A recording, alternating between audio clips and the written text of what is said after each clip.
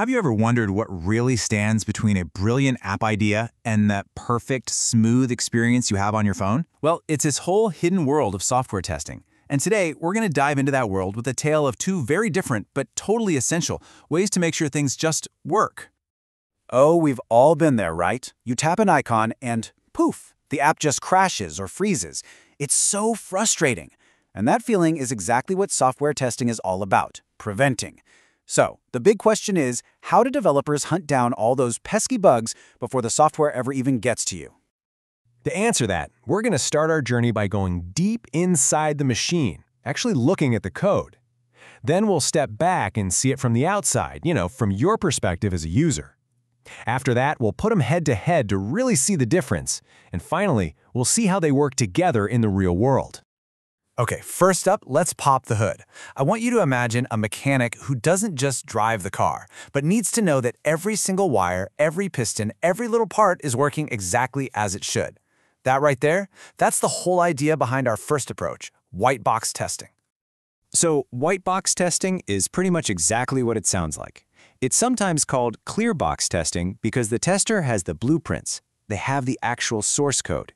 They can see everything, all the internal pathways, the logic, the whole shebang. They use that insider knowledge to design their tests. Now, at the heart of white box testing is this idea called code coverage. Think of it like a checklist, to make sure no part of the code is missed.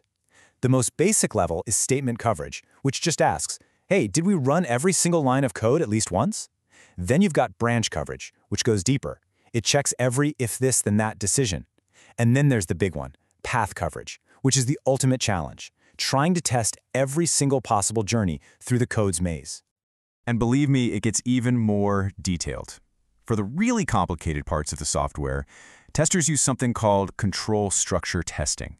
This is all about zeroing in on those super dense logical conditions. A rule that says something like, if the user is valid, and they have less than 3 attempts, and it's a weekday, testers have to design very specific tests to make sure that complex logic doesn't just fall apart under pressure. So you might be asking, why go to all this trouble? Well, this inside view is incredibly powerful. It helps you find these weird, hidden errors in logic that you'd probably never stumble upon from the outside.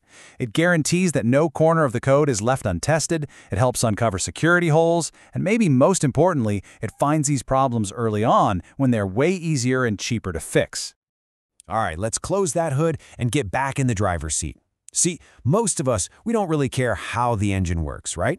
We just want the car to start, to go when we hit the gas, and to stop when we hit the brakes.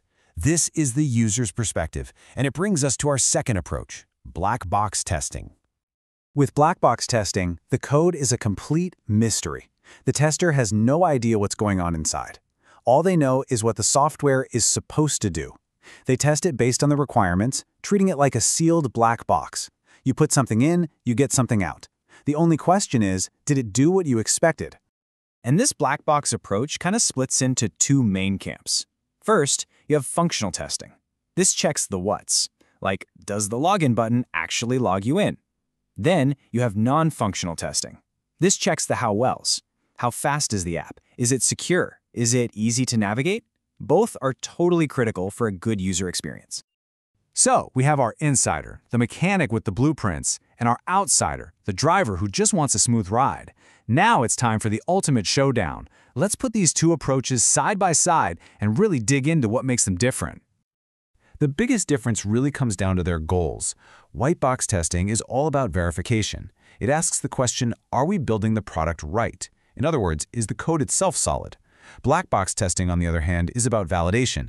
It asks, are we building the right product? Meaning, does this thing we built actually solve the user's problem? One checks the construction, the other checks the purpose.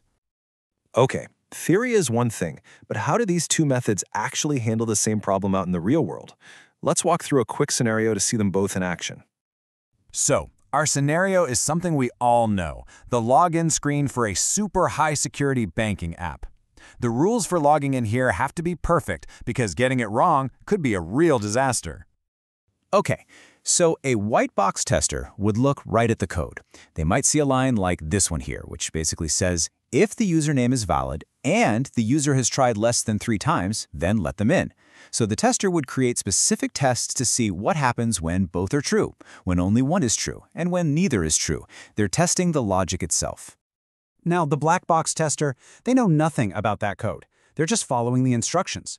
So, step 1, try a correct username and password. What happens? They expect to get in. Step 2, try a wrong password. What happens? They expect to see an error message. They just keep trying different combinations, checking if the system behaves the way it's supposed to, without ever peeking under the hood. So, as you can probably see, one isn't just flat out better than the other.